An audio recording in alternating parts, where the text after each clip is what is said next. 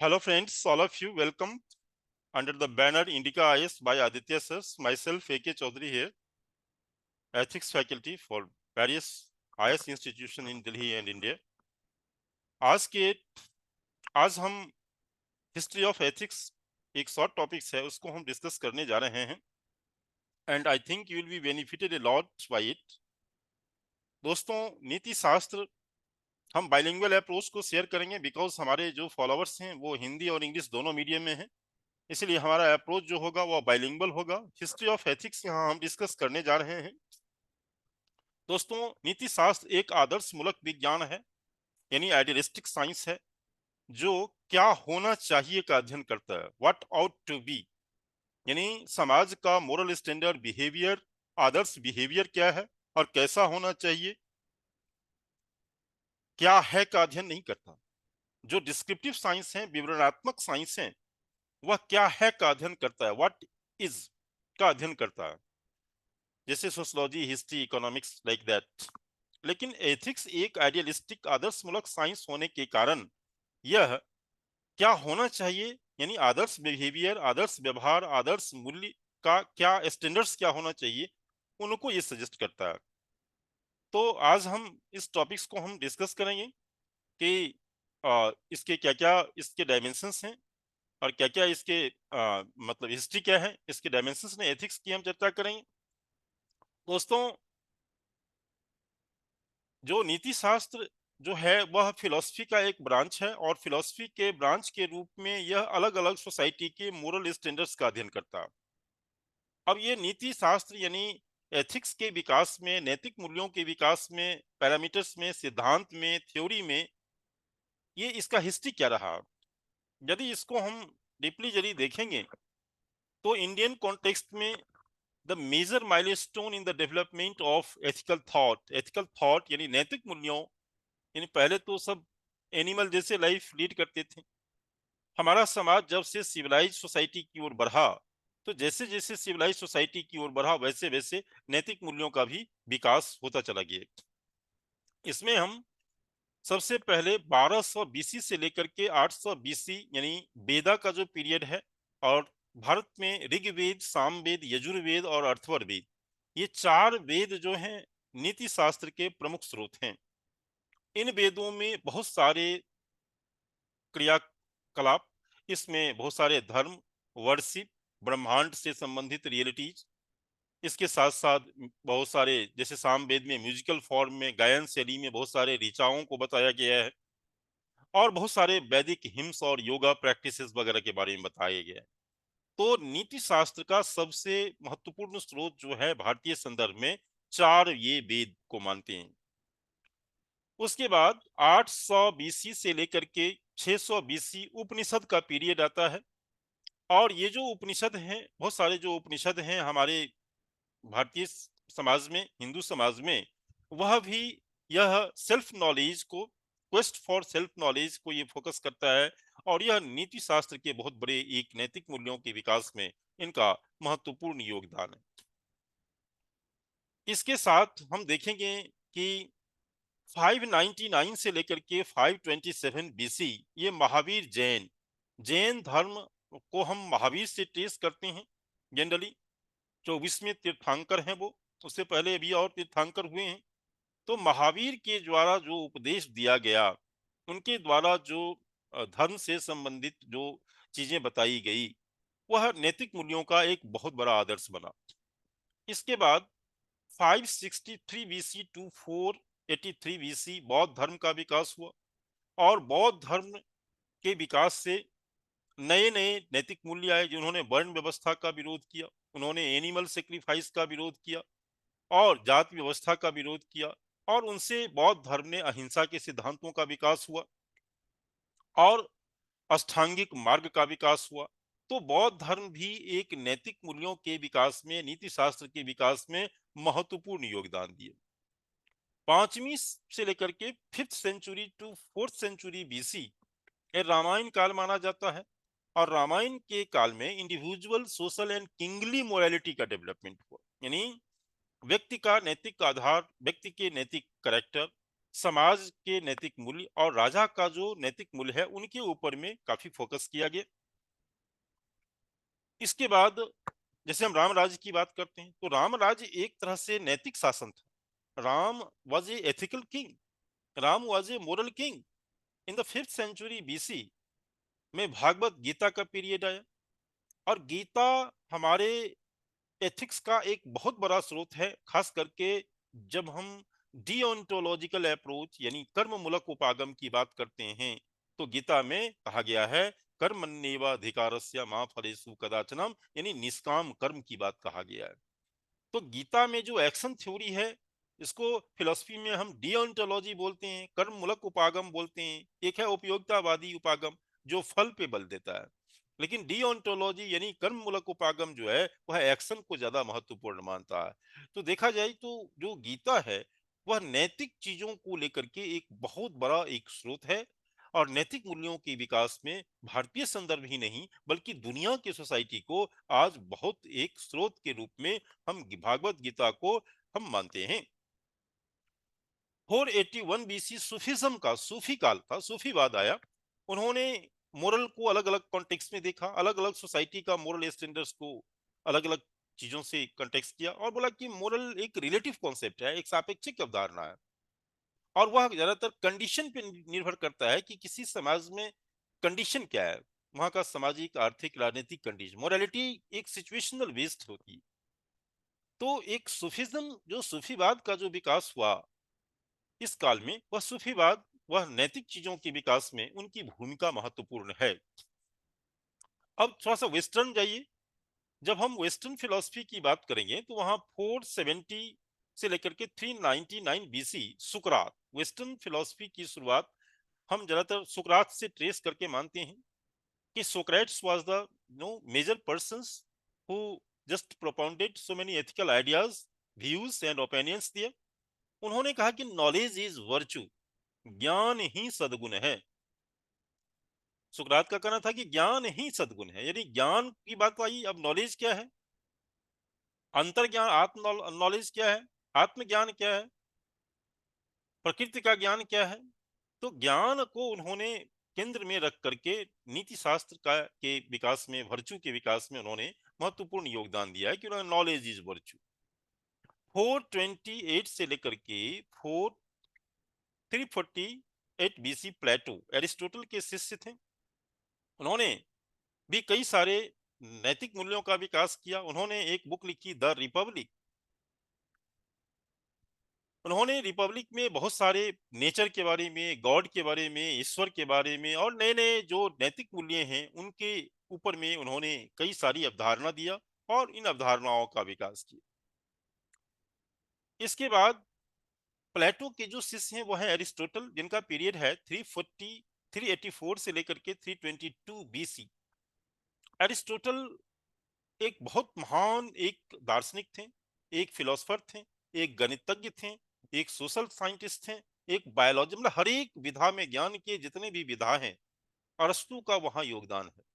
उन्होंने कहा कि मनुष्य एक सामाजिक पशु है, man is a social animal, we are bound by society.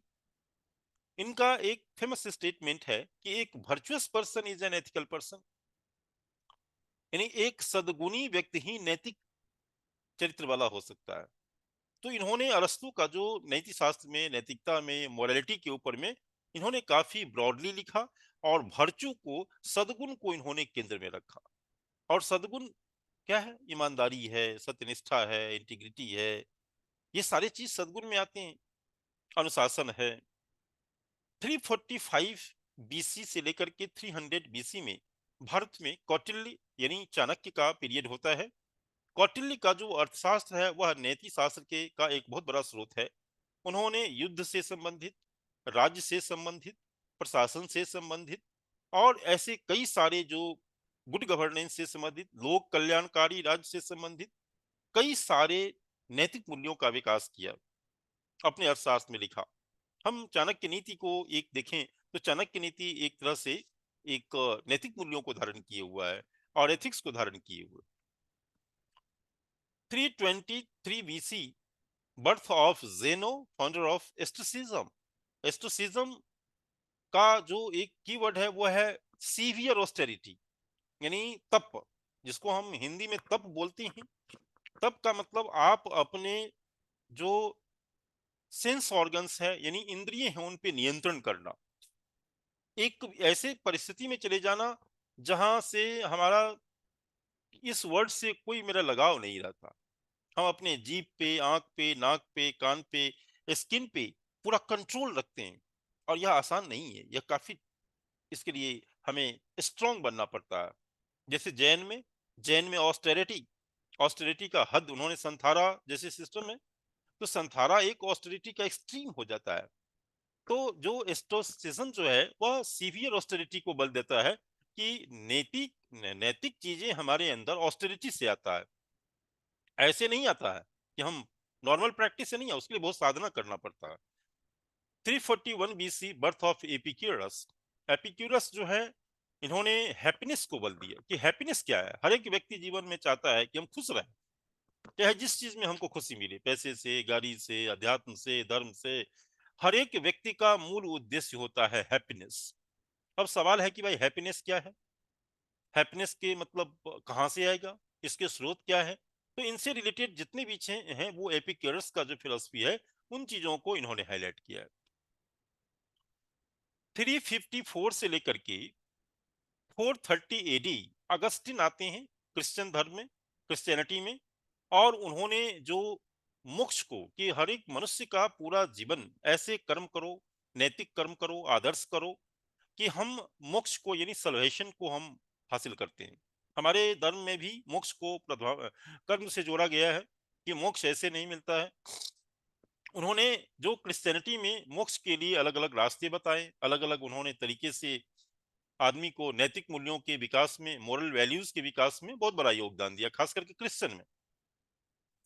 1223 से लेकर के 1274 एडी थॉमस अक्विना आते हैं, और थॉमस अक्विना एक ऐसे चिंतक थे, एक ऐसे फिलोसफर थे जिन्होंने पूरे ब्रह्मांड को, मानवता को और धर्म यानी ईश्वर को एक कनेक्ट करके देखा है, यानी unified view of nature, human and God.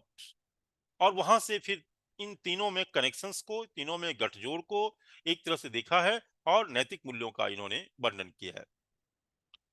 अब इसके बाद कि एंड ऑफ द मतलब मेडिवल पीरियड का जब एंड होता है, यानी कि 15वीं 14वीं 15वीं शताब्दी के आसपास, मध्यकाल में रेनेसां पुनर्जागरण का काल आता है, रिफॉर्मेशन आते हैं, कॉपर निकन एंड गैलीलियन रिवॉल्यूशन आते हैं, इनलाइटमेंट थिंकर्स आते हैं, पूरे दुनिया में बौद्धिक क्रांति होती है, इंटेलेक्चुअल रिवॉल्यूशन होते हैं, और इन सब से मॉडर्न फिलोसफी, मॉडर्न नीति शास्त्र का विकास होता है।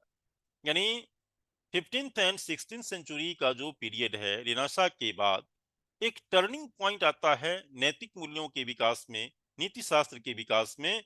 और इनमें रेनेसां से, भारत में इसको हम कहें तो भक्ति आंदोलन से जोड़ सकते हैं।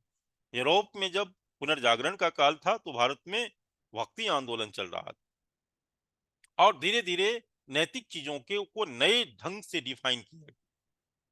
इसके बाद दोस्तों हम देखेंगे कि आधुनिक काल में फ्रांसिस बैकन, क्या कहते हैं, Rene Descartes, Thomas Hobbes, John Locke, David Hume, Immanuel Kant, John Stuart Mill, Karl Marx, Sigmund Freud, Hegel, ये सब ऐसे लोग आए, ये सब ऐसे लाए, बौद्धिक क्रांति को इन लोगों ने आगे बढ़ाया। और इन लोगों की फिलॉसफी, इन लोगों की दर्शन, इन लोगों के बौद्धिक योगदान बहुत बड़ा है नीति शास्त्र के विकास में, मोरालिटी के विकास, नए नए चीज इन लोगों ने लाई। तो नैतिक मूल्यों के सिगमंड फ्राइड कह लीजिए, कार्ल मार्क्स कह लीजिए, अपने थॉट से पूरे दुनिया में हलचल मचा दी। भौतिकतावाद के ऊपर में काफी कुछ लिखा है, पूंजीवाद के ऊपर में कार्ल मार्क्स ने लिखा है। सिगमंड फ्राइड ने इंटरप्रिटेशन ऑफ ड्रीम्स का एक बुक लिखा। उन्होंने क्या कहते हैं लिबिडो थ्योरी दी। उन्होंने मतलब आदमी में ईड, ईगो, सुपर ईगो की चर्चा की, conscious, unconscious and subconscious mind की चर्चा की। तो ये जो वैज्ञानिकता के साथ इन लोगों ने अपने सोच को, अपने चीजों को सामने लाया, और वो काफी पॉपुलर होता चला गया। इसके बाद दोस्तों हम देखेंगे कि उपयोगितावादी विचारधारा आता है, कि आधुनिक जो थिंकर हैं जिसमें जॉन स्टुअर्ट मिल हैं, कांट हैं, हीगल हैं, नेस्जे हैं, ये इन लोगों ने वो कहा कि भाई वो जो चीजें नैतिक वही है जो मानव के लिए उपयोगी है, मानव की जरूरतों को पूरा करता है, मानव के लिए उपयोगी है, उन्हीं उन्हीं चीजों का नैतिक आदर्श तय होना चाहिए। यानी जो हमारे, यदि मान लीजिए कि ईमानदारी, अब ईमानदारी बरतने से भाई क्या मिला, तो यदि ईमानदारी मानवीय समाज को, व्यक्ति को, समाज को, क्या कहते हैं, अर्थव्यवस्था को, इन सब के संरक्षण संवर्धन में यदि इनका कोई भूमिका नहीं है तो ईमानदार बनने का कोई मतलब नहीं। यानी उपयोगितावादी जो चिंतक हैं वह इन बातों पे बल डालते हैं कि हम नैतिक क्यों बने, हम नैतिक इसलिए बने, हम अहिंसा का पालन क्यों करें, हम ईमानदारी का पालन क्यों करें, हम सत्यनिष्ठा का पालन क्यों करें। यानी नैतिक चीजों का मूल्यांकन, विश्लेषण उसकी उपयोगिता पर होने लगी। उसके बाद जी मूरे का एक बुक है प्रिंसिपिया एथिका, 1903 में इन्होंने लिखा, उसमें उन्होंने बहुत सारे नैतिक मूल्यों को उजागर किया। इसके साथ ही मार्टिन बब्बर, गैब्रियल मार्शल, इसके साथ ही Emmanuel Levinas, John Dewey, John Rawls, इन लोगों ने बहुत सारे नए नए चीजों, जॉन रॉल्स का जो जस्टिस का सिद्धांत, जॉन रॉल्स का काफी पॉपुलर है, जो न्याय का जो इनकी थ्योरी है। तो इन लोगों ने आधुनिक काल में नीति शास्त्र के विकास में बहुत महत्वपूर्ण योगदान दिया।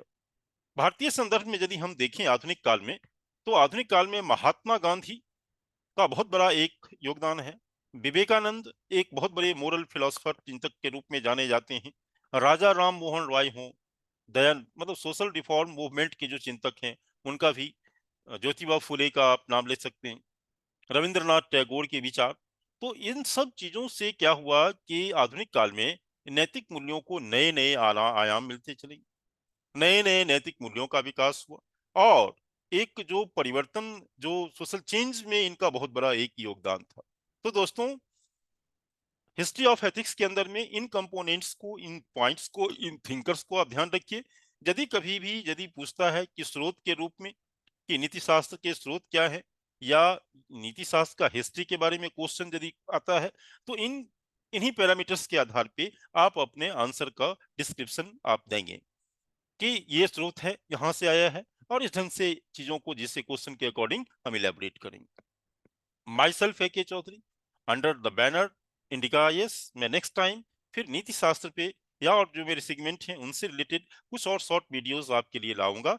और definitely I thinks you will B, your vision, your perceptions will definitely increase after just properly इसको आप सुनेंगे, समझेंगे, और इनसे डेफिनेटली आपको बहुत सारा लाभ मिलेगा।